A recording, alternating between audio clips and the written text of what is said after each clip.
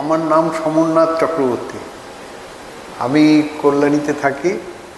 আমি কাঁচরাপাড়া বাগমোড়ে মন্ত্রাতে এসেছিলাম 2022 সালে। সেই সময় আমার কতগুলো সমস্যা ছিল। আমার প্রস্টেট গ্ল্যান্ডসের একটা বড় রকমের সমস্যা ছিল।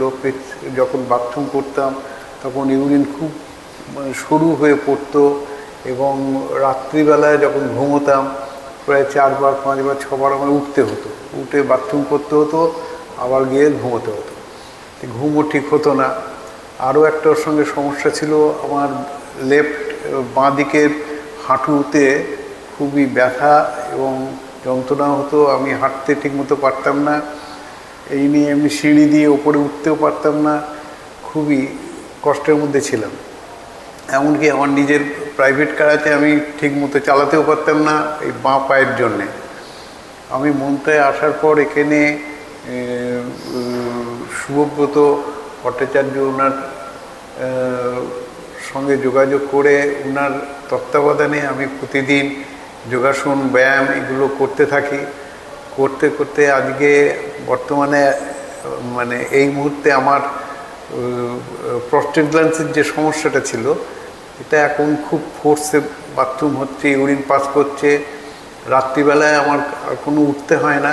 রাত্রিবেলায় যখন আমি শুতে যাই রাত্রি 10:30 থেকে 11টার মধ্যে, ভোর 6টায় উঠি, এর মাঝখানে আর কোনো বাথরুম আমার হয় না। খুব ভালো উপকার হয়েছে, ডেভেলপ করেছে আমার প্রস্টেট গ্ল্যান্ডসে। এবং আমি এটা আলট্রাসোনোগ্রাফি করেছিলাম। তাতে ওরা আমাকে প্রথমে টেস্ট করে বলছে আপনার প্রস্টেট গ্ল্যান্ডসের সামান্য একটুখানি রয়েছে।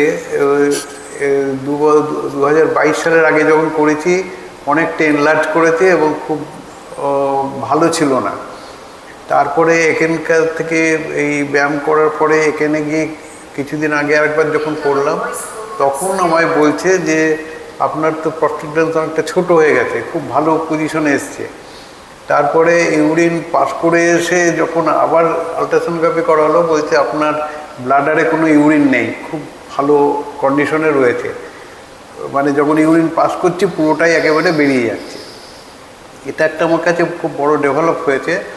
সেকেন্ড হচ্ছে আমার হাঁটুতে এখানে ব্যায়াম করে করে করে এখন আমার হাঁটুর স্ট্রেংথ অনেক বেড়ে গেছে। আমি এখন সিঁড়ি দিয়ে দোতলায় উঠে যাই, আমার কোনো অসুবিধা হয় না। এবং এর সঙ্গে আমি যখন গাড়ি চালাই, আমি ইজি গাড়ি চালাচ্ছি, আমার খুব একটা সমস্যা ফিল করি না। এবং রাস্তাঘাটে হাঁটা চলাফেরা করছি, কোনো সমস্যা নেই। আমি মোটামুটি খুবই ভালো আছি বর্তমানে।